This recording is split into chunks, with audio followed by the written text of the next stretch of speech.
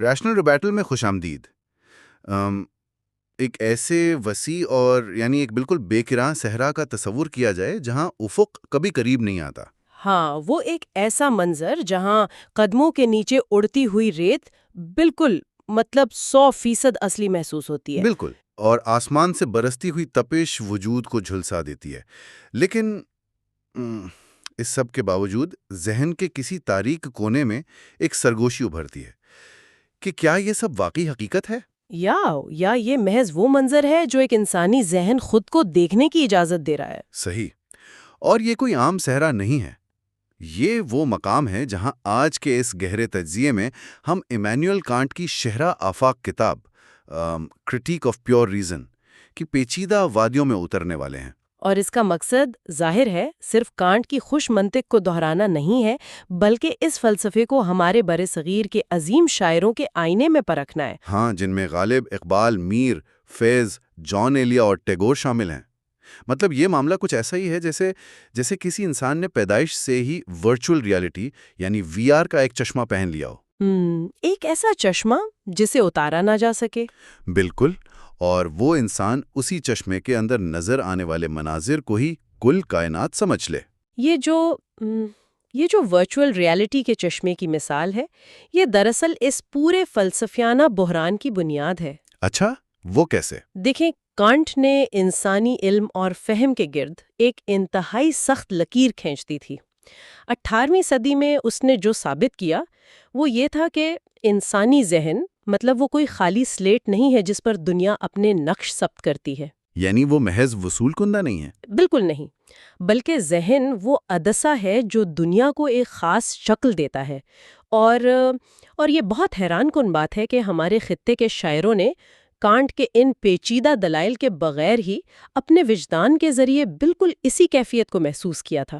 واہ، مطلب جس صحرا کی خاک کانٹ نے منطق کے زور پر چھانی، ان شاعروں نے اسے اپنے وجود کے اندر ایک المیہ کے طور پر جیا۔ بالکل ایسا ہی ہے۔ تو اگر اس معمے کی تہیں کھولی جائیں تو سب سے پہلا سوال یہ ابھرتا ہے کہ آخر ہم حقیقی طور پر جان کیا سکتے ہیں؟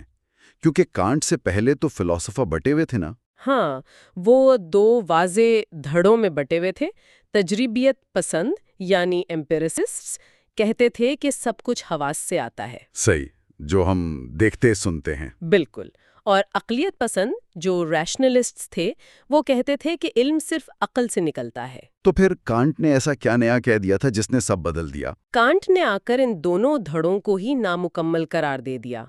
اس نے ایک انقلابی دعویٰ کیا جسے فلسفے میں کوپرنیکن انقلاب کہا جاتا ہے۔ اچھا۔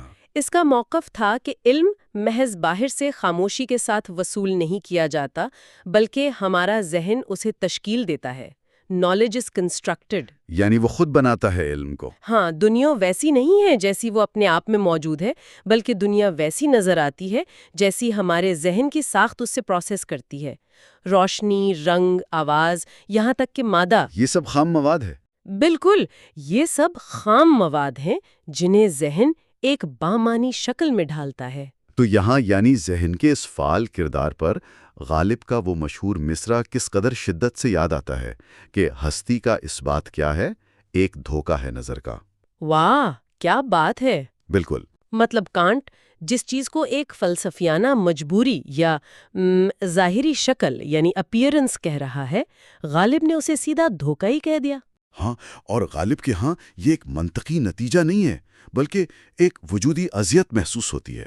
لیکن ایک منٹ، میں یہاں ایک عام انسان کے مشاہدے کی بنیاد پر ذرا ایک اعتراض اٹھانا چاہتا ہوں۔ جی بتائیں۔ مان لیں کہ کوئی شخص سڑک پر چل رہا ہے اور اس کا پاؤں کسی بھاری پتھر سے ٹکرا جاتا ہے، اسے شدید درد ہوتا ہے، شاید خون بھی بہنے لگے، تو وہ درد تو 100% حقیقی ہے نا؟ ہاں بالکل، درد تو ہوتا ہے۔ تو اس پتھر کی ٹھوس حقیقت میں تو کوئی شبہ نہیں رہتا۔ پھر اس ٹھوکر کو یا اس پتھر کو محض ذہن کی تشکیل یا نظر کا دھوکہ کیسے کہا جا سکتا ہے؟ یہ وہ عام غلط فہمی ہے جو اکثر کانٹ کو پڑھتے ہوئے پیدا ہوتی ہے۔ دیکھیں، کانٹ قطعی طور پر یہ نہیں کہہ رہا کہ پتھر سرے سے موجود ہی نہیں ہے یا درد فرضی ہے۔ اچھا، یعنی وہ سولپسزم کی بات نہیں کر رہا؟ بالکل نہیں، وہ یہ نہیں کہہ رہا کہ سب کچھ صرف دماغ کا وہم ہے. درد بالکل حقیقت ہے، پیر سے ٹکرانے والی چیز نے واقعی کچھ سگنلز بھیجے ہیں. صحیح. لیکن اس خام مواد کو ایک پتھر کی شکل دینا، اسے 3D میں محسوس کرنا، اسے وقت کے خاص لمحے اور جگہ کے خاص مقام پر موجود ماننا، ہاں، یعنی یہ سب ذہن کا کام ہے. ہاں، یہ وہ زمرے یا خانے ہیں جو انسانی ذہن نے اس خام مواد پر لاگو کیے ہیں. وہ شے بذات خود کیا ہے جو پیر سے ٹکرائی، وہ ہم کبھی نہیں جان سکتے. حیرت انگیز. مطلب ذہن نے ان سگنلز کو جوڑ کر پتھر بنایا تاکہ کوئی انسان اسے سمجھ سکے. گویا ذہن ایک خاموش کیمرہ نہیں ہے، بلکہ وہ ایک لائیو ایڈیٹنگ سافٹ ویئر ہے جو ہر فریم کو مسلسل بدل رہا ہے. یہی تو. اور کانٹ اس نتیجے پر پہنچ کر مطمئن ہو جاتا ہے کہ چلو کم از کم ہمیں یہ تو معلوم ہو گیا کہ ہم دنیا کو پروسیس کیسے کرتے ہیں. لیکن غالب اس بات پر تڑپ اٹھتا ہے کہ جو کچھ نظر آ رہا ہے وہ اصلیت نہیں ہے. وہ اس دھوکے کو قبول تو کرتا ہے، مگر اس پر یعنی نوحہ خوانی بھی کرتا ہے. بالکل، یہ فرق بہت اہم ہے. تو پھر ذہن یہ ساری تشکیل کرتا کیسے ہے؟ اس لائیو ایڈیٹنگ سافٹ ویئر کا میکینزم آخر ہے کیا؟ اس میکینزم کو کانٹ یہ ایک بہت بھاری برکم اصطلاح کے ذریعے سمجھایا ہے، جسے سنتھیٹک اے پرائیوری کہتے ہیں. سنتھیٹک اے پرائیوری؟ یہ تو واقعی بھاری اصطلاح ہے. ہاں، لیکن یہ کانٹ کے فلسفے کی جان ہے. دیکھیں، اے پرائیوری کا مطلب ہے وہ علم یا وہ سانچہ جو تجربے سے پہلے ذہن میں موجود ہوتے ہیں. یعنی جو ہم دنیا سے سیکھتے نہیں بلکہ ساتھ لے کر پیدا ہوتے ہیں. بالکل صحیح. اور سنتھیٹک کا مطلب ہے ایسا علم جو کوئی نئی معلومات پیدا کرے. اچھا. کانٹ سے پہلے سمجھا جاتا تھا کہ جو علم تجربے کے بغیر آتا ہے وہ کوئی نئی بات نہیں بتاتا، جیسے یہ کہنا کہ تمام کنوارے غیر شادی شدہ ہیں. ہاں، اس میں تو کوئی نئی بات نہیں، بس لفظوں کا ہیر پھیر ہے. بالکل. لیکن کانٹ نے کہا کہ ریاضی اور جیومیٹری سنتھیٹک اے پریوری ہیں. مثال کے طور پر 7 اور 5 کو جمع کرنے سے 12 بنتا ہے. صحیح. اب 7 یا 5 کے اندر 12 چھپا ہوا تو نہیں ہے نا؟ ہمارا ذہن ان دونوں کو ایک خاص ترتیب دے کر ایک نیا علم یعنی 12 تخلیق کرتا ہے. اسے مزید جدید اور قابل فہم انداز میں دیکھتے ہیں. کیا انسانی ذہن کو کسی جدید اسمارٹ فون کے آپریٹنگ سسٹم سے مطلب او ایس سے تشبیہ دی جا سکتی ہے؟ ہاں، بہت اچھی مثال ہے. کیسے؟ دیکھیں، ایک صارف جب فون استعمال کرتا ہے تو اسے ایپس، تصویریں اور رنگ نظر آتے ہیں. وہ کبھی بھی اس کے پیچھے چلنے والے بائنری کوڈ یا اصل آپریٹنگ سسٹم کو نہیں دیکھ سکتا. بالکل نہیں دیکھ سکتا. اور وہ تصاویر اصل میں موجود بھی نہیں ہیں، وہ تو صرف اسکرین پر رینڈر ہو رہی ہیں. لیکن وہ آپریٹنگ سسٹم ہر اس چیز کو کنٹرول کر رہا ہے جو صارف محسوس کر رہا ہے. یہ تشبیہ بالکل درست بیٹھتی ہے. ہم ذہن کے او ایس کو نہیں دیکھ سکتے، ہم صرف اس کے پیدا کردہ نتائج دیکھتے ہیں. اور چونکہ یہ او ایس فعال طور پر دنیا بنا رہا ہے، یہ جامد نہیں ہے. اور اسی فعال ذہن کی جب بات آتی ہے تو علامہ اقبال کی فکر سامنے کھڑی نظر آتی ہے نا. وہ کہتے ہیں جہان تازہ کی افکار تازہ سے ہے نمو. واہ! اقبال بھی تو یہی کہہ رہے ہیں کہ دنیا کوئی پڑی ہوئی جامد چیز نہیں ہے جس کا محض مشاہدہ کیا جا رہا ہے، بلکہ یہ افکار سے نمو پاتی ہے، ابھرتی ہے. یہاں اقبال اور کانٹ میں ایک بہت گہرا رکھت بھی ہے اور ایک زبردست تصادم بھی. تصادم کیسا؟ دیکھیں، کانٹ کہتا ہے کہ ذہن دنیا کو تشکیل تو دیتا ہے، لیکن کچھ انتہائی سخت، نہ ٹوٹنے والی حدود کے اندر. انسان اپنے ہی ذہن کے بنائے ہوئے ان سانچوں کا قیدی ہے. اچھا، اور اقبال کے نزدیک چونکہ کائنات انسانی افکار سے متشکل ہو رہی ہے تو انسان ان حدود کا قیدی نہیں ہے. اقبال کا فلسفہ اس آپریٹنگ سسٹم کو ہیک کرنے اور نئی حدود تراشنے کا درس دیتا ہے. کیا بات ہے! یعنی کانٹ انسان کو ایک شاندار قید خانے میں بٹھاتا ہے اور اقبال اس قید خانے کی دیواریں توڑنے کا دعویٰ کرتا ہے. بالکل. لیکن اس قید خانے کی بات سے مجھے کانٹ کی وہ سب سے خوفناک تقسیم یاد آ رہی ہے جس نے واقعی فلسفے کا رخ بدل دیا. فینومینا اور نومینا والی؟ ہاں، اگر ہم آپریٹنگ سسٹم کے انٹرفیس تک محدود ہیں تو ہم کبھی اصل کوڈ کو نہیں دیکھ سکتے. یعنی ہم کبھی حقیقت کو اس کی اصلی حالت میں نہیں جان سکتے. بالکل نہیں. اور اسی کو کانٹ فینومینا اور نومینا کی تقسیم کہتا ہے. فینومینا وہ دنیا ہے جیسی وہ ہمارے حواس اور ذہن کے سانچوں سے چھن کر ہم تک پہنچتی ہے. یعنی ظواہر کی دنیا. صحیح. اور نومینا وہ دنیا ہے جیسی وہ اصل میں اپنے آپ میں موجود ہے، thing in it self, thing in it self. اور ہم اس تک نہیں پہنچ سکتے۔ کانٹ کا دعویٰ ہے کہ ہم نومینا کو جاننا تو دور کی بات، اس کا تصور بھی نہیں کر سکتے۔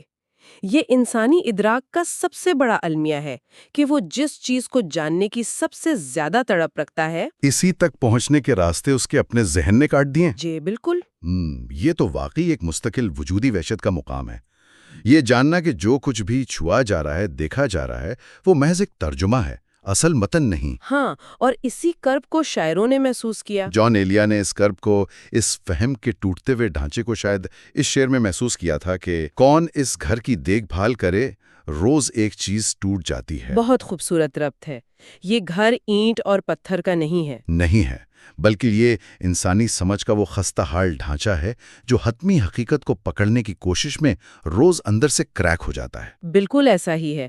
اور اس گھر کی بنیادوں میں جو سب سے بڑی درار کانٹ نے ڈالی وہ زمان و مکان کا، یعنی اسپیس اینڈ ٹائم کا تصور تھا۔ وہ دراڑ کیسے تھی؟ کانٹ کا استدلال یہ تھا کہ خلا اور وقت اس کائنات کی آزاد خصوصیات نہیں ہے۔ یہ ایسا نہیں ہے کہ کائنات میں کوئی ڈبہ ہے جسے خلا کہتے ہیں اور ہم اس کے اندر چل پھر رہے ہیں، یا وقت کوئی دریا ہے جو باہر بہ رہا ہے؟ ہاں، کانٹ نے کہا کہ زمان و مکان وہ چشمے ہیں، وہ فریم ورک ہیں جن کے ذریعے ہمارا ذہن خام مواد کو ترتیب دیتا ہے۔ ہم زمان و مکان کے اندر نہیں رہتے، بلکہ ہم دنیا کو زمان و مکان کے ذریعے دیکھتے ہیں۔ اچھا، یہ دعویٰ تو بہت سنگین ہے۔ کیسے؟ اگر خلا محض ذہن کا ایک عدسہ ہے تو پھر دو مختلف انسانوں کے درمیان فاصلہ کیسے موجود ہے؟ ایک شہر سے دوسرے شہر تک کی فلائٹ 14 گھنٹے کیوں لیتی ہے؟ صحیح سوال ہے۔ اگر وقت اور خلا صرف ذہن میں ہے تو ہر شخص کا وقت الگ کیوں نہیں ہے؟ یہ سب کو ایک جیسا کیوں محسوس ہوتا ہے؟ یہ ایک بہترین اعتراض ہے اور کانٹ نے اس کا جواب دیا ہے۔ وہ یہ نہیں کہتا کہ زمان و مکان انفرادی یا ذاتی تخیل کی پیداوار ہیں۔ تو پھر کیا ہے؟ وہ کہتا ہے کہ یہ پوری نوع انسانی کے ہارڈ ویئر کا حصہ ہیں، کیونکہ ہر انسان کا آپریٹنگ سسٹم ایک ہی طرح کے بنیادی اصولوں پر کام کرتا ہے، اس لیے ہم سب اسی فینومینل دنیا میں رہتے ہیں جہاں فاصلے اور وقت کے پیمانے مشترک ہیں۔ یعنی سب کا سافٹ ویئر ایک جیسا ہے۔ بالکل، 14 گھنٹے واقعی 14 گھنٹے ہیں ظاہری دنیا میں، لیکن حتمی حقیقت یعنی نومینا کی سطح پر نہ گھنٹے کا کوئی وجود ہے نہ میلوں کے فاصلے کا۔ اس کا مطلب ہے وقت اور خلا اندر سے پیدا ہو رہے ہیں، باہر کائنات میں ان کا کوئی وجود نہیں۔ میر تقی میر کے ایک شعر میں بالکل یہی فلسفہ جھلکتا ہے نا؟ کون سا شعر؟ دیکھ تو دل کہ جہاں سے اٹھتا ہے یہ دھواں سا کہاں سے اٹھتا ہے۔ واہ، کیا کمال بات ہے۔ یعنی ادراک اور وقت کا یہ دھواں باہر کی دنیا سے نہیں آ رہا، یہ خود انسان کے اندر سے، اس کے اپنے سافٹ ویئر سے اٹھ رہا ہے۔ بالکل، اور اگر یہ دھواں بے قابو ہو جائے تو کوئی بھی پاگل ہو جائے۔ اس لیے ذہن کے پاس کچھ اوزار ہیں جو اس دھوئیں کو ایک واضح شکل دیتے ہیں۔ کانٹ انہیں فہم کے زمرے یا کیٹیگریز آف انڈرسٹینڈنگ کہتا ہے۔ یہ زمرے کس طرح کام کرتے ہیں؟ میرا مطلب ہے کہ اگر سب کچھ ایک ذہنی ترجمہ ہے تو یہ کائنات اتنی منظم کیوں نظر آتی ہے؟ یہ ایک افراتفری کیوں نہیں؟ دیکھیں، ذہن کے پاس کل 12 بنیادی زمرے ہیں جو تجربے سے پہلے موجود ہوتے ہیں۔ ان میں سے 3 انتہائی اہم ہیں: وحدت، ضرورت اور وجہ۔ وحدت یعنی یونٹی؟ ہاں، ذرا پہلے وحدت کو دیکھیں۔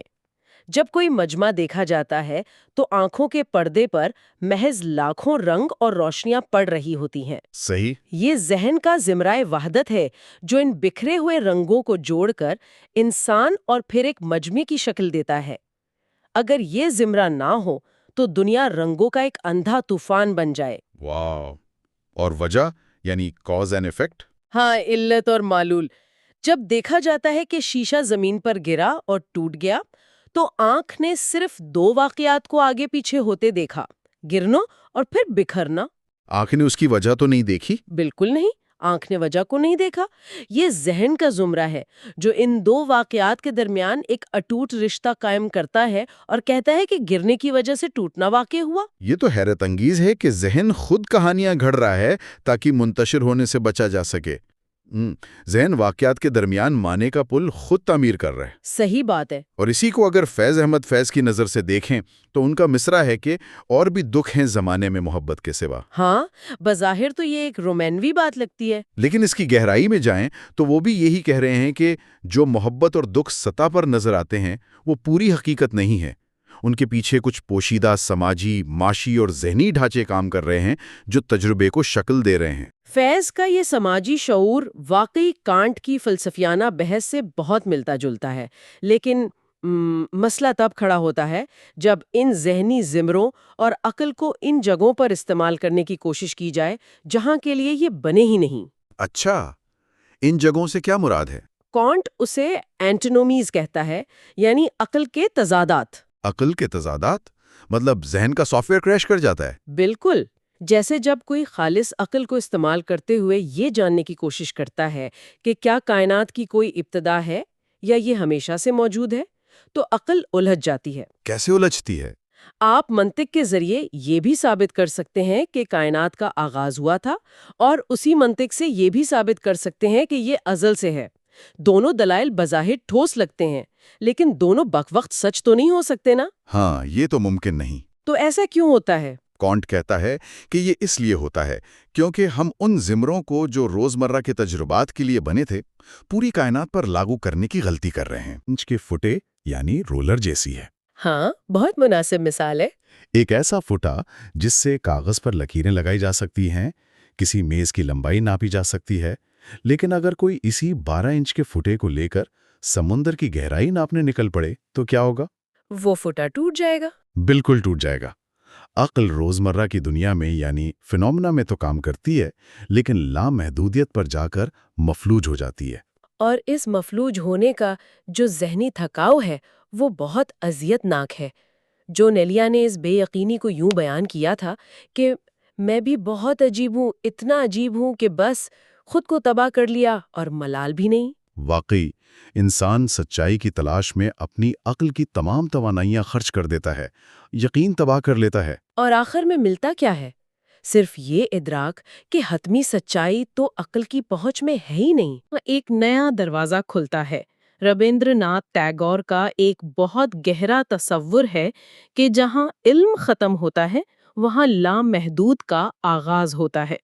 واہ، کانٹ نے عقل کی باؤنڈری لائن کھینچ دی، لیکن ٹیگور جیسے لوگ اس لائن کے پار کھڑے لامحدود کی طرف اشارہ کرتے ہیں۔ بالکل۔ لیکن یہاں ایک بہت بڑا اور شاید سب سے اہم سوال کھڑا ہوتا ہے۔ جی فرمائیں۔ اگر ہم سب اس آپریٹنگ سسٹم کے قیدی ہیں، اگر اصل حقیقت تک نہیں پہنچا جا سکتا اور عقل کی حدیں مقرر ہیں، تو پھر جدید سائنس کیسے کام کر رہی ہے؟ ہم بلیک ہولز کی تصویریں کیسے لے رہے ہیں؟ کوانٹم فزکس کیسے کام کر رہی ہے؟ کیا سائنس ایک جھوٹ ہے؟ نہیں، سائنس جھوٹ نہیں ہے۔ یہ کانٹ کی ذہانت کا سب سے روشن پہلو ہے۔ اس نے سائنس کو تباہ نہیں کیا، بلکہ اسے ایک محفوظ بنیاد فراہم کی۔ وہ کیسے؟ کانٹ کا جواب یہ ہے کہ سائنس کا کام نومینا یعنی حتمی حقیقت کو جاننا ہے ہی نہیں۔ چونکہ تمام انسانوں کا ذہن تجربات کو ایک ہی منظم اور قانون کے تحت ترتیب دیتا ہے، اس لیے دنیا قانون کی پابند نظر آتی ہے۔ اچھا، یعنی سائنس صرف انٹرفیس کو پڑھ رہی ہے؟ بالکل، سائنس اسی ظاہری دنیا یعنی فینومینا کے قوانین دریافت کرتی ہے۔ سائنس بتاتی ہے کہ ہمارا انٹرفیس کیسے کام کرتا ہے، اس لیے سائنس کے نتائج بالکل درست، ٹھوس اور قابل بھروسہ ہیں۔ صحیح۔ وہ فزکس، کیمسٹری اور بائیولوجی سب کو مانتا ہے، مگر صرف اس حد تک جہاں تک وہ ہمارے تجربے کی دنیا کا احاطہ کرتے ہیں۔ تو اس کا مطلب ہے ہم ایک انتہائی مربوط اور منظم سیمولیشن یا جیل کے قیدی ہیں۔ ہم اس جیل کے قانونوں کو بخوبی سمجھ چکے ہیں، مگر جیل سے باہر نہیں دیکھ سکتے۔ بالکل ایسا ہی ہے۔ مرزا غالب نے اسی انسانی حالت پر وہ شہرہ آفاق بات کہی تھی، قید حیات و بند غم اصل میں دونوں ایک ہیں، موت سے پہلے آدمی غم سے نجات پائی کیوں؟ واہ، کیا کمال کا ربط ہے۔ ہاں، کیونکہ ہم آج تک اس قید کو صرف جسمانی یا جذباتی قید سمجھتے آئے ہیں، لیکن کانٹ کی عینک سے دیکھیں تو یہ قید ایک علمی یعنی ایپسٹیمولوجیکل قید ہے۔ یہ ہمارے اپنے ادراک کی دیواریں ہیں۔ لیکن اسی قید میں رہتے ہوئے کانٹ ایک ایسا کام کرتا ہے جو شاید یعنی سائنسدانوں کو تھوڑا ناگوار گزرے۔ وہ کیا؟ وہ کہتا ہے کہ خدا، انسانی روح اور انسان کی آزادی مطلب فری ول، یہ وہ چیزیں ہیں جو ظاہری دنیا سے تعلق نہیں رکھتی۔ تو اس سے کیا ثابت ہوتا ہے؟ اس لیے سائنس یا خالص عقل کے ذریعے انہیں نہ تو کبھی ثابت کیا جا سکتا ہے اور نہ ہی کبھی غلط ثابت کیا جا سکتا ہے۔ ان تک سائنس کی پہنچ ہی نہیں ہے۔ اوہ، تو اس کا مطلب ہے کہ کانٹ نے دراصل سائنس کو ایک دائرے میں محدود کر دیا کہ وہ خدا بن کر ہر چیز کا فیصلہ نہیں کر سکتی۔ بالکل۔ اور اسی کے ساتھ عقیدے، اخلاقیات اور زندگی کے معنی کے لیے ایک وسیع میدان چھوڑ دیا، جس پر بعد میں خطے کے صوفیہ اور اقبال جیسے مفکرین نے ایک پوری عمارت کھڑی کی۔ ہاں، اور یہ پورے کرٹیک آف پیور ریزن کا سب سے اہم نتیجہ ہے۔ کانٹ کا مقصد ایمان کو عقل کے ذریعے تباہ کرنا نہیں تھا، بلکہ عقل کی حدیں بتا کر ایمان کے لیے جگہ بنانا تھا۔ بے شک۔ اگر ہم اس پوری بحث کا نچوڑ نکالیں تو کانٹ کا فلسفہ کوئی خشک تعلیمی نصاب نہیں ہے۔ یہ انسانیت کا وہ المیہ ہے کہ انسان اپنی ذات کے گہرائیوں میں ہمیشہ حتمی سچائی کو جاننے کے لیے تڑپے گا، مگر اسے کبھی خالص حالت میں چھو نہیں سکے گا۔ صحیح کہا۔ یہ کوئی شکست نہیں ہے، یہ بس انسان ہونے کا بنیادی اصول ہے، اور برصغیر کے شاعروں نے اس اصول کو تھیوری میں نہیں بلکہ آہوں، استعاروں اور درد میں محسوس کیا۔ غالب نے اس دوری پر شک کیا، میر نے اس کے دھوئیں کو محسوس کیا، فیض نے سماجی سوال اٹھائے، اور اقبال نے اس قید کو چیلنج کیا، جان اس کے بوجھ تلے تھک گیا، اور ٹیگور نے اس کے پار دیکھنے کی جستجو کی۔ بالکل۔ اور اگر اس طویل فلسفیانہ اور شاعرانہ سفر کو سمیٹا جائے اور ایک لمحے کے لیے فرض کیا جائے کہ ایمانوئل کانٹ کوئی یورپی فلسفر نہیں بلکہ ہمارے خطے کا کوئی شاعر ہوتا، ہاں تو کیا کہتا؟ تو شاید وہ اپنی سینکڑوں صفحات کی منطق کو صرف ایک سطر میں یوں بیان کرتا کہ میں نے دنیا کو نہیں دیکھا، میں نے صرف اپنے دیکھنے کو دیکھا ہے۔ غالب کو جواب دینا پڑتا تو وہ یقیناً مسکرا کر کہتے کہ بس کہ دشوار ہے ہر کام کا آساں ہونا، آدمی کو بھی میسر نہیں انسان ہونا۔ کیا بات ہے! کانٹ نے پیچیدہ دلائل اور منطق سے یہ ثابت کیا کہ اصل حقیقت ہماری پہنچ سے کتنی دور ہے، جبکہ شاعروں نے سکھایا کہ اس دوری کا جو کرب ہے وہی تو دراصل انسان بناتا ہے۔ بالکل صحیح۔ اور اس پوری گفتگو کو سمیٹتے ہوئے جاتے جاتے ایک آخری خیال جس پر غور کرنا شاید سب کے لیے کچھ بے چین کر دینے والا ہو۔ وہ کیا؟ اگر ایک انسانی ذہن کو واقعی اتنی نکھت مطلب اتنی کامل اور پیچیدہ مہارت سے ڈیزائن کیا گیا ہے کہ وہ حتمی حقیقت کی تیز شعاؤں کو ہم تک پہنچنے سے پہلے ہی فلٹر کر دیتا ہے تاکہ زندہ رہا جا سکے، صحیح۔ تو ذرا سوچنے کی بات ہے کہ اگر زندگی میں محض ایک سیکنڈ، صرف ایک لمحے کے لیے انسانی ذہن سے وہ فلٹر، زمانے مکان کا وہ چشمہ ہٹا دیا جائے تو کیا کوئی انسان کائنات کی کسی عظیم ترین سچائی کو پا کر روشن ضمیر ہو جائے گا، یا اس بے نقاب حقیقت کی ہیبت اسے مکمل طور پر پاگل کر دے گی؟